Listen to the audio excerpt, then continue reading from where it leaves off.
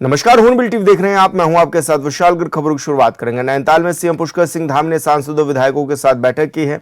उन्होंने लोकसभा अल्मोड़ा क्षेत्र के सांसदों और विधायकों के साथ बैठक की और विकास कार्यों और क्षेत्र मुद्दों पर भी इस दौरान चर्चा की। इस दौरान उन्होंने जनहित से जुड़े कार्यों को लेकर फीडबैक भी लिया है और आगे की योजनाओं पर मंथन भी। इस दौरान क्या क्या, ये बड़ी खबर आप तक पहुंचा रहे हैं, जहां पर मुख्यमंत्री पुष्कर सिंह धामी ने क्षेत्रीय कार्यों को लेकर चर्चा इस दौरान की है। तो फीडबैक भी इस दौरान लिया गया है। हल्द्वानी के चोरगलिया स्थित नगौरगढ़ पैलेस रिजॉर्ट में भाजपा कुमाऊं मंडल के जिला अध्यक्षों और मंडल अध्यक्षों की महत्वपूर्ण संगठनात्मक बैठक आयोजित की गई है। बैठक में मुख्यमंत्री पुष्कर सिंह धामी भी शामिल हुए। मुख्यमंत्री के पहुंचने पर भाजपा कार्यकर्ताओं और पदाधिकारियों ने उनका जोरदार स्वागत भी किया। इस दौरान भाजपा संगठन को मजबूत करने, आगामी कार्यक्रमों और चुनावी तैयारियों को लेकर मंथन भी किया गया। बैठक से पहले मुख्यमंत्री पुष्कर सिंह धामी ने प्रदेश में चल रहे शुद्धिकरण मामले को लेकर कांग्रेस पर जमकर निशाना साधा। सीएम ने कहा कि देवभूमि में विभाजनकारी नैरेटिव स्वीकार नहीं है। हल्द्वानी रामलीला मैदान में धार्मिक उन्माद फैलाने वाले नारे लगाए गए, साथ ही मैदान में गंदगी की गई, जिसके विरोध में कुछ स्वयंसेवी संगठनों के लोगों ने स्थल का शुद्धिकरण किया। और सीएम धामी ने डॉक्टर भीमराव अंबेडकर, बापू जगजीवन राम और सीताराम केसरी के साथ व्यवहार पर भी कांग्रेस पर जमकर घेरा है। उन्होंने कहा कि उत्तराखंड ने हमेशा सभी को अपनाया है, इसलिए यहां जाति या वर्ग के आधार पर विभाजन की रणनीति नहीं चल सकती।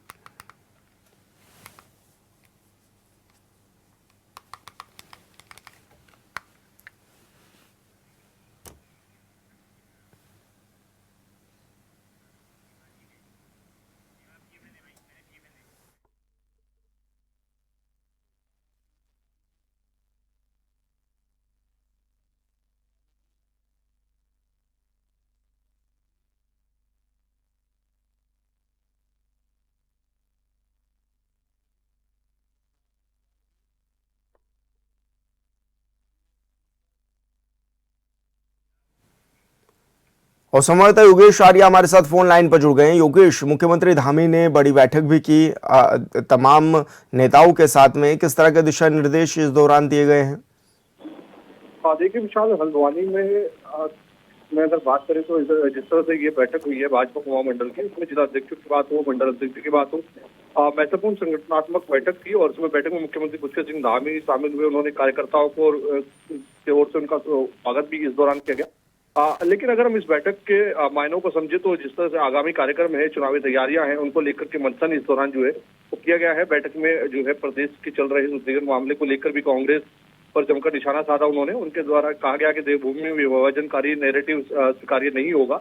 उसके साथ साथ उन्होंने सीधे तौर पर सभी को आने वाले वक्त में होने वाले जो कार्यक्रम है उनमें जुटने का आह्वान किया। इसके साथ साथ चुनावी रणनीति पर काम करने पर भी जोर दिया है। जी, लेकिन योगेश, ऐसे में क्योंकि तैयारियां भी अब 2027 की देखने को नजर आने लगी हैं, चुनाव भी है, किस तरह की रूपरेखा भी बनाई जा रही है और एक तरफ शुद्धिकरण का जो मामला है वो भी गरमाया हुआ है, ऐसे में उस पर किस तरह से विराम लगाने का काम किया? नहीं देखिए, बिल्कुल जिस तरह से उस प्रकरण को लेकर भी वहां चर्चा हुई, उस पर भी लेकर के वहां पर निशाना साधा गया। और उन्होंने साफ तौर पर कहा कि इस तरह के जो नैरेटिव है वो सेट करने का काम करने का कांग्रेस काम कर रही है और यह स्वीकार्य नहीं होगा। उन्होंने कहा कि धार्मिक उन्माद फैलाने वाले नारे जो है गाए गए वहां पर, इसके साथ साथ वहां पर मैदान में गंदगी की गई। इसके साथ साथ उन्होंने शुद्धिकरण को लेकर के भी जिस तरह से कहा, उन्होंने कहा कि आने वाले वक्त में हमें 33% आरक्षण जो महिलाओं को दिया है उसके बारे में जानकारी महिलाओं को देनी है। जी बिल्कुल योगेश, बहुत शुक्रिया आपका तमाम जानकारी साझा करने के लिए। देहरादून में भारतीय जनता युवा मोर्चा से जुड़े कार्यकर्ताओं ने कैंडल मार्च निकाला। बीजेपी कार्यकर्ताओं का आरोप है कि 15 अगस्त के दिन दिल्ली कांग्रेस मुख्यालय में सोनिया गांधी ने वंदे मातरम का अपमान किया है।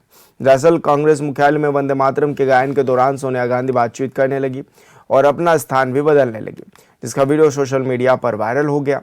बीजेपी ने भी वंदे मातरम के गायन के दौरान सोनिया गांधी के हाव भाव पर निशाना साधा है।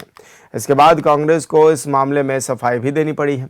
वहीं कांग्रेस ने आरोपों को खारिज करते हुए कहा कि सोनिया गांधी का इशारा वंदे मातरम से जुड़ा नहीं था, बल्कि ये वरिष्ठ नेता मल्लिकार्जुन खड़गे के लिए कुर्सी की व्यवस्था सुनिश्चित कर रही थी।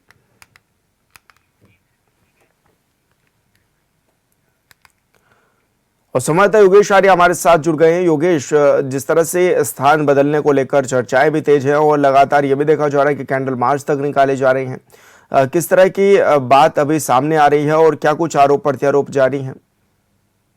देखिए विशाल, देहरादून में भारतीय जनता पार्टी युवा मोर्चा से जुड़े कार्यकर्ताओं ने कैंडल मार्च निकाला है और बीजेपी कार्यकर्ताओं का आरोप है कि 15 अगस्त के दिन दिल्ली कांग्रेस मुख्यालय में सोनिया गांधी ने वंदे मातरम का अपमान किया है। दरअसल कांग्रेस मुख्यालय में वंदे मातरम के गायन के दौरान की अगर हम बात करें तो उस दौरान सोनिया गांधी बातचीत करने लगी थी और अपना स्थान भी बदलने लगी, जिसका वीडियो जो है सोशल मीडिया पर वायरल हुआ था।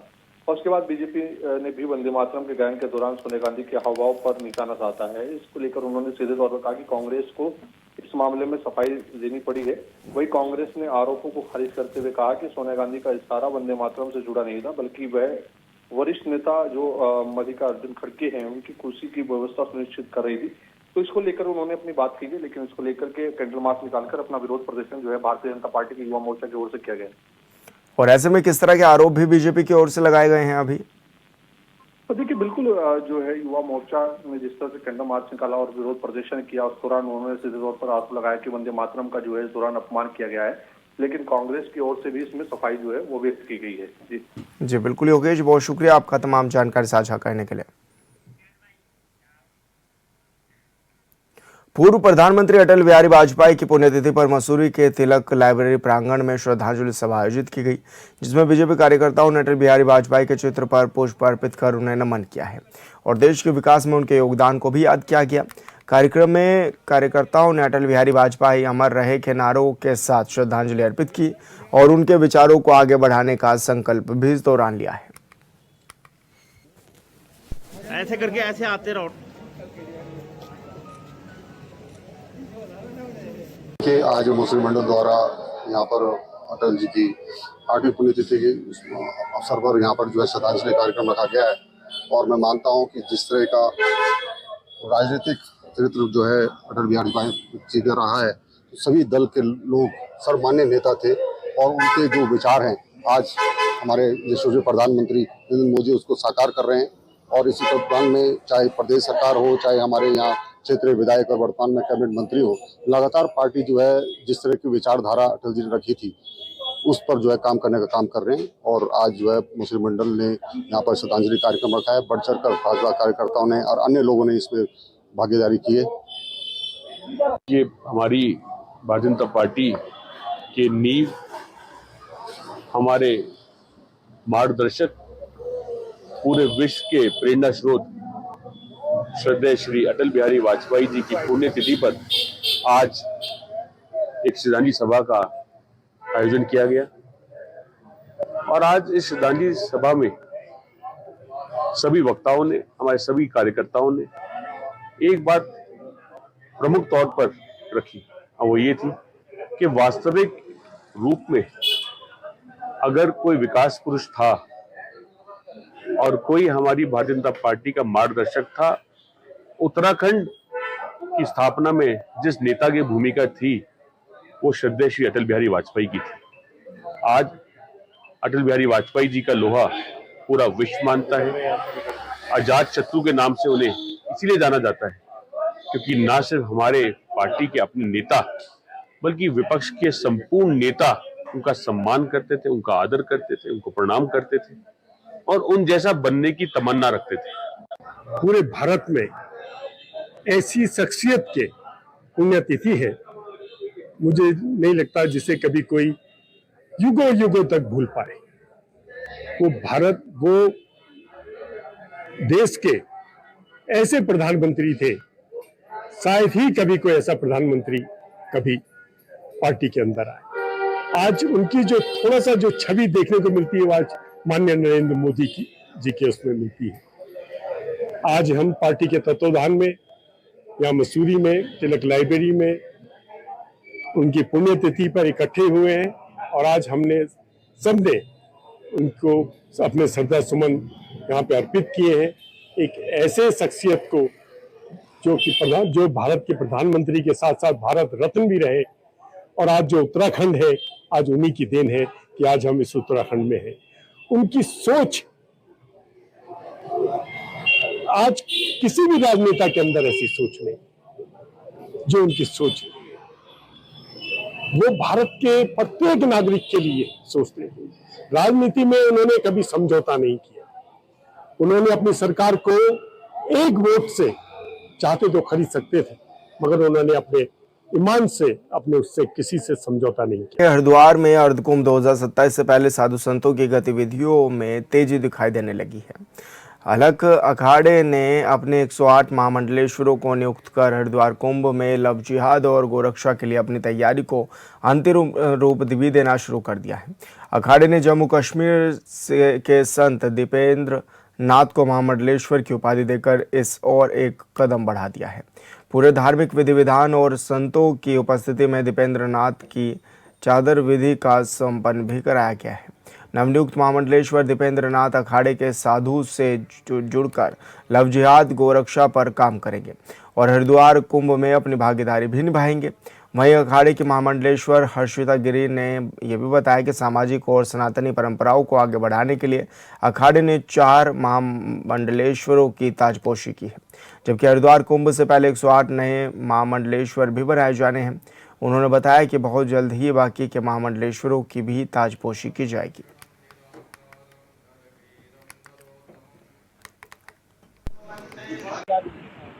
41 हो चुके हैं हमारे महामंडलेश्वर और हमारा 108 का लक्ष्य, आज 4 बने हैं। किस तरह से देख रहे हैं महामंडलेश्वर की योग्यता देखकर बना रहे हैं, क्या कुछ मापदंड रखे हुए हैं इसके लिए? यस, वो तो योग्यता देख के और हमारे जो सीनियर गुरुजी हैं, जो हमारे पूज्य गुरुजी हैं, वो डिसाइड करते हैं। मंडली है पूरी, उसके अनुसार बनाते हैं। 2027 को कुंभ को लेकर क्या तैयारियां चल रही हैं? अखाड़े की 41 महामंडलेश्वर हो गए, 108 होंगे, किस तरह से तैयारियां चल रही हैं? अखाड़ा धीरे धीरे मजबूत हो रहा है और बहुत प्रगति पे है और सब गुरुओं के आशीर्वाद से और सनातन धर्म के लिए हम लोग आगे बढ़ रहे हैं। पहले तो शिवनाथ जी को अलग आदेश, माँ भगवती काली को अलग आदेश, बाबा काल भैरव को अलग आदेश। जैसे कि आज जो भी महामंडलेश्वर बनाऊँ अपने गुरुवर श्री दिनेश्वर महाराज और गुरु माँ योगी शरदानाथ के आशीर्वाद से और अखाड़े के आशीर्वाद से बनाऊँ, और मेरा जो भी है सबसे महामंडलेश्वर बनने के बाद लव जिहाद गोरक्षा, ठीक है, सनातन सत्यता के ऊपर पूरी तरह से कार्य किया जाए। एक्चुअली नाथ संप्रदाय में काला भी यूज होता है, ठीक है, नाथ, लेकिन मैं अघोर और नाथ संप्रदाय दोनों को रिप्रेजेंट कर रहा हूँ। देखिए तैयारियाँ तो जो भी हमारे सीनियर हैं, क्या उन अखाड़े से जुड़ा हूँ, जो भी आगे उनकी गाइडलाइन होगी उसके हिसाब से ही। हरिद्वार में सावन के तीसरे सोमवार पर शिवालयों में भारी भीड़ देखने को मिली। कनखल स्थित भगवान भोलेनाथ के ससुराल दक्ष प्रजापति मंदिर में श्रद्धालुओं की भारी भीड़ है। हर हर महादेव के जयकारों से मंदिर परिसर गूंज उठा है।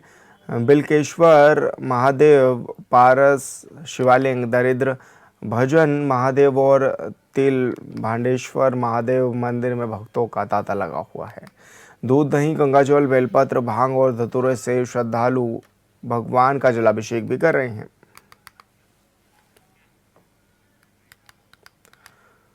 और संवाददाता मनोज कश्यप हमारे साथ फोन लाइन पर जुड़ गए हैं। मनोज, भक्तों की भारी भीड़ नजर आने लगी है, किस तरह की व्यवस्थाएं अभी दिखाई पड़ रही हैं?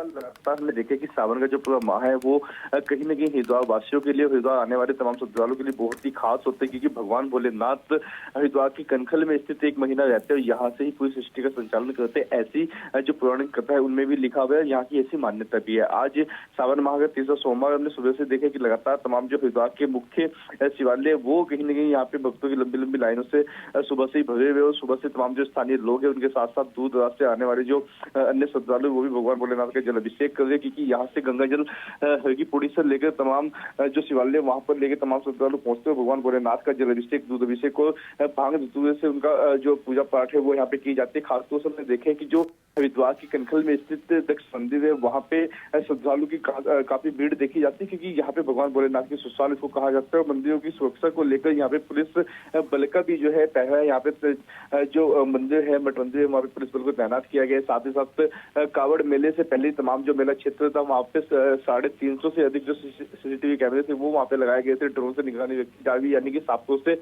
ये कहना गलत नहीं होगा कि कावड़ मेला भले ही खत्म हो गया, लेकिन अभी भी जो सुरक्षा है वो पहले की तरह भी हरिद्वार में दिखाई दे रही, क्योंकि लगातार जो श्रद्धालु है वो यहाँ पे पहुंचे। हालांकि 30 तारीख से लेकर 11 अगस्त तक ये जो कांवड़ मेला था ये यहाँ पे चला था, क्योंकि कांवड़ मेले में भी 4 करोड़ से अधिक जो श्रद्धालु थे वो यहाँ पे पहुंचे। लेकिन अभी भी कुछ लोग ऐसे जो शिवरात्रि के बाद भी जो सावन के सोमवार आते हैं वो हरिद्वार से गंगा जल लेने के लिए आते हैं, अपने शिवालयों में जाकर जल अभिषेक करते। तो लगातार जो कहीं ना कहीं जो भीड़ है कांवड़ियों की, शिव भक्तों की, वो लगातार हरिद्वार पहुंची है, जिसको लेकर सुरक्षा के भी कड़े इंतजाम किए गए हैं। जी विशाल। जी बिल्कुल मनोज, बहुत शुक्रिया आपका तमाम जानकारी साझा करने के लिए। उत्तराखंड में मौसम विभाग का ऑरेंज अलर्ट जारी है। देहरादून में किसी इलाके में भारी बारिश की चेतावनी भी जारी की गई है। विभाग के मुताबिक पहाड़ से लेकर मैदान तक भारी बारिश हो रही है, जिसकी वजह से नदी नालों में कहीं कहीं उफान भी नजर आ रहा है। रुद्रप्रयाग में लगातार हो रही बारिश के बीच अलकनंदा और मंदाकिनी नदियों का जलस्तर चेतावनी के स्तर तक पहुंच गया है। लिहाजा जिला प्रशासन भी पूरी तरह से अलर्ट मोड पर है।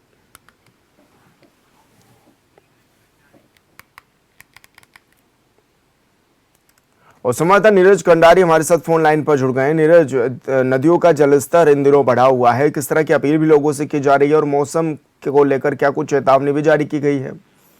जी विशाल, देखिए जिस तरह से लगातार मानसून सक्रिय होते जा रहे हैं, वहीं अगर चमोली और रुद्रप्रयाग जिले की बात करूं, यहाँ पे भी लगातार मूसलाधार बारिश का सिलसिला जारी है, जिसके कारण तमाम जो सड़कें हैं वो अवरुद्ध यहाँ पे चल रही है। हालांकि प्रशासन के द्वारा इनको ठीक किया जा रहा है, मरम्मत यहाँ पे की जा रही है। वहीं तमक नाले की बात करें, चाहे सिरोबगढ़ की बात करें, चाहे आपका गौरीकुंड, केदारनाथ गौरीकुंड रुद्रप्रयाग मोटर मार्ग है, मुनखटिया है, कई जगहों पर लगातार बारिश के कारण सड़कें अवरुद्ध होती जा रही हैं। वहीं अगर मौसम की बात करें तो लगातार बारिश का सिलसिला जारी है, और वहीं मौसम विज्ञान केंद्र ने जो पहाड़ी क्षेत्र है, पहाड़ी जिलों के लिए ऑरेंज अलर्ट जारी किया है। वहीं जो मौसम विज्ञान केंद्र के अनुसार जो मानसून है, मानसून एक बार फिर से सक्रिय होता नजर आ रहा है। जी विशाल। बिल्कुल नीरज, बहुत शुक्रिया आपका तमाम जानकारी साझा करने के लिए। हरिद्वार के लक्सर में किशोरियों को HPV वैक्सीनेशन के प्रति जागरूक करने और टीकाकरण अभियान को गति देने के लिए स्वास्थ्य विभाग पूरी तरह से सक्रिय नजर आ रहा है। हरिद्वार के ACMO डॉक्टर अनिल कुमार वर्मा ने लक्सर सामुदायिक स्वास्थ्य केंद्र का दौरा किया। इस दौरान उन्होंने अस्पताल परिसर में ANM और आशा फैसिलिटेट के साथ विशेष गोष्ठी आयोजित कर HPV वैक्सीन को लेकर विस्तार से जानकारी दी।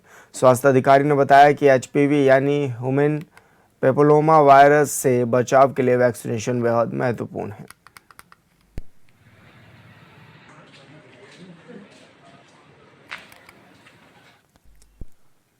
पहाड़ों की रानी मसूरी में महिला कांग्रेस ने सर्कुलर रोड पर प्रकृति की गोद में तीज महोत्सव मनाया। बादलों के बीच आयोजित कार्यक्रम में बड़ी संख्या में महिलाओं ने शिरकत भी की। पेड़ पर सजाए गए झूले पर झूलते हुए महिलाओं ने सावन के गीत भी गाए और गढ़वाली, पंजाबी, राजस्थानी और फिल्मों के गीतों पर जमकर नृत्य भी किया।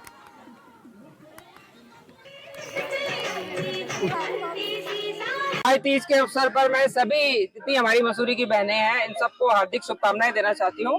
और तीज का पर्व वैसे तो कल था, परंतु कल 15 अगस्त स्वतंत्रता दिवस के अवसर के कारण हम मना नहीं पाए, क्योंकि कल हम वहाँ बिजी थे। तो आज हमने ये कार्यक्रम यहाँ पर रखा है। और तीज इसलिए मनाई जाती है क्योंकि तीज शिव जी और पार्वती की प्रेम का प्रतीक भी है। और दूसरा, इस दिन जो है लड़कियां जिनकी नई नई शादी होती है तो वो हमेशा सावन के महीने में अपने मायके जाती हैं, क्योंकि एक कहावत है कि वो उस महीने में अपने ससुराल में नहीं रहती, तो वो अपने मायके में आती है। और सारी जितनी भी महिलाएं होती हैं, सखियां अपने आपस में मिलकर झूले झूलती हैं, मेहंदी लगाती हैं, चूड़ियां पहनती हैं, 16 श्रृंगार करती हैं और इस त्योहार को बड़े धूमधाम से मनाती है। और इस दिन कई तरह के पकवान बनाए जाते हैं। और क्योंकि ये सावन का महीना होता है और चारों तरफ हरियाली हरियाली होती है, और ये सारी सखियां जो हैं आपस में ये प्रण लेती हैं कि हम जैसे खुद हम हरी भरी चूड़ियां पहन रही हैं, कपड़े पहन रही हैं, अपना 16 श्रृंगार कर रही है, इसी प्रकार से प्रकृति का भी 16 श्रृंगार होना चाहिए, प्रकृति भी हरी भरी रहनी चाहिए। तो वो इस अवसर पर पौधे लगाती हैं, पेड़ लगाती हैं, तुलसी की पूजा करती हैं और सब ये प्रण लेती हैं कि हम जिस प्रकार अपने आप को हरा भरा रखना चाहते हैं, उसी प्रकार हम अपने पर्यावरण को, अपने देश को, अपने समाज को हरा भरा और खुशहाली का प्रतीक के रूप में रखना चाहती हैं। हरिद्वार के लक्सर में गुज्जर चेतना मंच का आगाज हुआ है। कार्यक्रम में दूर दराज क्षेत्रों से बड़ी संख्या में गुज्जर समाज के लोग पहुंचे और मंच के जरिए समाज की एकजुटता जागरूकता और अधिकारों को लेकर आवाज बुलंद करने का संकल्प इस दौरान लिया गया है। कार्यक्रम में मुख्य अतिथि के रूप में पहुंचे प्रोफेसर सुशील भाटी ने कहा कि गुर्जर चेतना मंच का उद्देश्य समाज को किसी राजनीतिक मंच से जोड़ना नहीं, बल्कि समाज के लोगों को शिक्षा, जागरूकता और सकारात्मक दिशा की ओर आगे बढ़ाना है। दोसनी गांव के जितने भी हमारे देवतुल्य भाई, ये मंच का आगाज हुआ है, तो ये इस क्षेत्र में एक नई चेतना और एक नई जो जन जागृति है उसका एक प्रतीक है, उसका एक उभार है।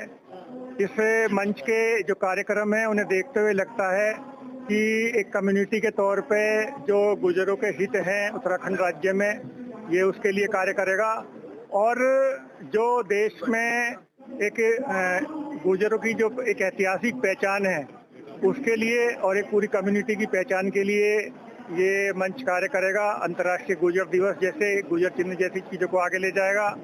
साथ ही जो विमुक्त जाति का इनका एक दर्जा है उसको पाने के लिए ये जो है संघर्ष करेगा, अपनी आवाज़ को उठाएगा, क्योंकि ये इसके लिए केंद्र सरकार ने एक 2 आयोग को गठित कर चुकी है। अभी वर्तमान में एक बोर्ड बना हुआ है, वो बोर्ड के सामने भी अपनी बात ले जाएंगे और विमुक्त जाति की दर्जा बहाली के लिए कार्य करेंगे और समाज को जो पिछड़ा समाज है गुर्जर, उसको सामाजिक न्याय मिले, इसके लिए प्रयास करेंगे। इसका राजनीति से कोई वास्ता मतलब नहीं है और ये गुर्जर चेतना मंच है। जो हमारे गुर्जर समाज के लोग हैं उनकी आवाज उठाएंगे और जो हमारी युवा पीढ़ी है उन्हें पढ़ाने का कार्य करेंगे। जो हमारी बालिकाएं हैं उन पर शिक्षा का जोर दिया जाएगा और ये समाज के हित में कार्य करेगा। जो कुरीतियां समाज में उन्हें दूर करेंगे और सभी जो हमारे गुर्जर समाज के लोग हैं उनमें एकता स्थापित करेगा। और कुछ लोग भ्रांतियां फैला रहे हैं कि ये किसी आदमी के व्यक्ति विशेष द्वारा मंच का गठन किया गया। मैं आपको कह देना चाहता हूँ इस बाइट के माध्यम से कि ये गुर्जरों का मंच है, जो किसी के बहकावे से नहीं हुआ। गुर्जर अपने आप में जो है शक्तिशाली कौम है और ये गुर्जर चेतना मंच है, गुर्जरों के हित में कार्य करेगा और इसका राजनीति से कोई वास्ता मतलब नहीं है और सामाजिक हित में ही कार्य करेगा। और फिलहाल इस बुलेटिन में मेरे साथ इतना ही। आप देखते रहिए हॉर्नबिल टीवी। नमस्कार।